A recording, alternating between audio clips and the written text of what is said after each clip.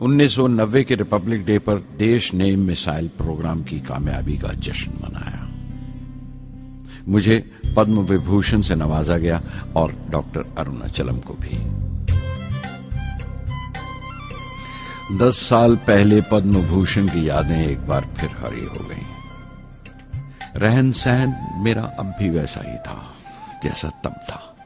10 bye 12 का एक कमरा किताबों से भरा हुआ और कुछ जरूरत का फर्नीचर जो किराए पर लिया था।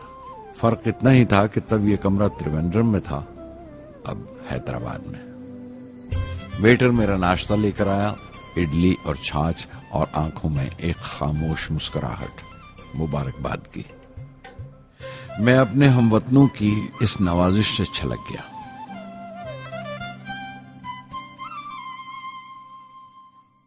मैं जानता हूं कि बहुत से साइंसदान और इंजीनियर मौका मिलते ही वतन छोड़ जाते हैं, दूसरे मुल्कों में चले जाते हैं ज्यादा रुपया कमाने के लिए, ज्यादा आमदनी के लिए। लेकिन ये आदर, मोहब्बत और इज्जत क्या कमा सकते हैं जो उन्हें अपने वतन से मिलती है। 15 अक्टूबर 1991 में 60 साल का हो गया। मुझे अपने रिटायरमेंट का इंतजार था। चाहता था कि गरीब बच्चों के लिए एक स्कूल खोलूं। ये वो दिन थे जब मैंने सोचा कि अपनी जिंदगी के तजुर्बे, मुशाहिदे और वो तमाम बातें कलमबंद करूं जो दूसरों के काम आ सके। एक तरह से अपनी स्वाने उम्री लिखूं, अपनी जीवनी। मेरे ख्याल में मेरे वतन के नौजवानों को एक साफ नजरिए और दिशा की जरूरत है। तभी यह इरादा किया कि मैं उन तमाम लोगों का जिक्र करूं जिनकी बदौलत मैं ये बन सका जो मैं हूं। मकसद ये नहीं था कि मैं कुछ बड़े बड़े लोगों के नाम लूं, बल्कि ये कि कोई शख्स कितना भी छोटा क्यों ना हो, उसे हौसला नहीं छोड़ना चाहिए। मसले, मुश्किलें जिंदगी का हिस्सा हैं और तकलीफें कामयाबी की सच्चाइयां हैं। जैसा कहा है किसी ने, खुदा ने यह वादा नहीं किया कि आसमान हमेशा नीला ही रहेगा, जिंदगी भर फूलों से भरी राहें मिलेंगी।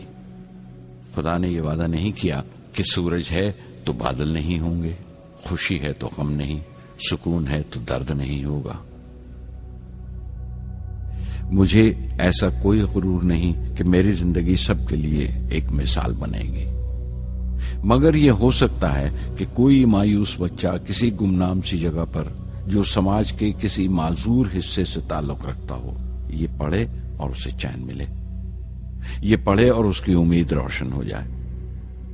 हो सकता है ये कुछ बच्चों को नाउमीदी से बाहर ले आए और जिसे वो मजबूरी समझते हैं वो मजबूरी ना लगे।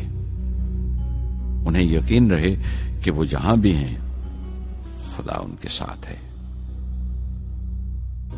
काश हर हिंदुस्तानी के दिल में जलती हुई लौ को पर लग जाए और उस लौ की परवाज से सारा आसमान रोशन हो जाए।